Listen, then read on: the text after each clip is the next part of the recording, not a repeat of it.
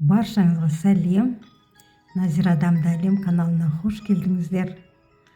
Қыздар, бүгін жұмыртқадан осындай бір закуска жасаудың рецептісімен бөліскім келіп отыр. Өте жылдам дайын болады, дәмді. Енді бұл тағамды дайындау үшін үйдегі бар нәрсемен жасай салсаңыз болады. Менің бұл жерде қияр қостым. Қиярды майда етіп көбіктеп турап аламын. Енді қияр болмаса, орнына помидор болса, помидор қоссаңыздар да болады. Енді мендегі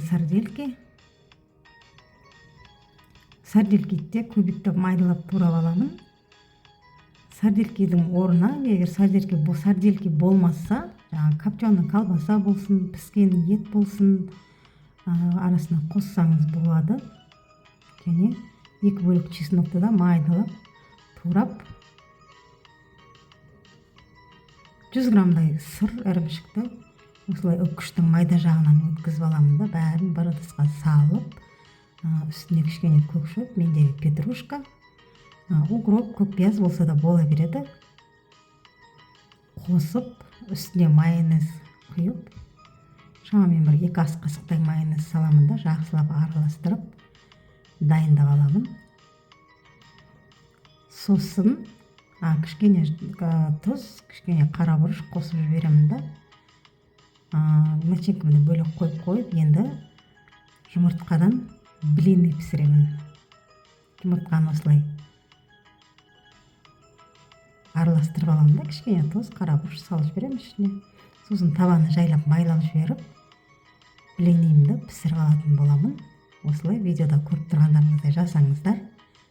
Видеомды соңына дейін қарап, каналыма тіркеліп, лайк басып қойсаңыз, үлкен алғысымды айтамын. Мінекей осылай 4 жұмыртқадан менде 4 блины шықты.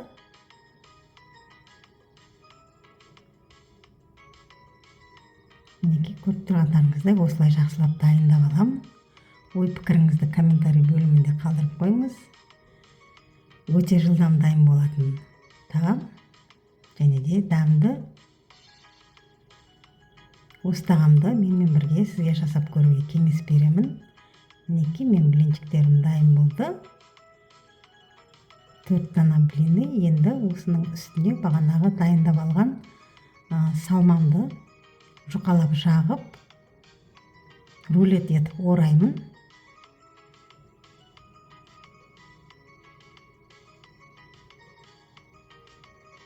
Осылай орап, бәрін дайындап аламын. Негізі жұмыртқадан неше түрлі дәмді таңғастар жасауға болады. Осылай бәрін рулет қылып орап, сосын ромбик етіп кесіп, осылай бетіне петрушка немесе укроп қойып, сәндеп, дастарханға қойсаңыз, өте әдемі көрінеді. Каналыма тіркеліп, лайк басқаныңыз үшін сізге көп рахмет. Сау саламатта болыңыз.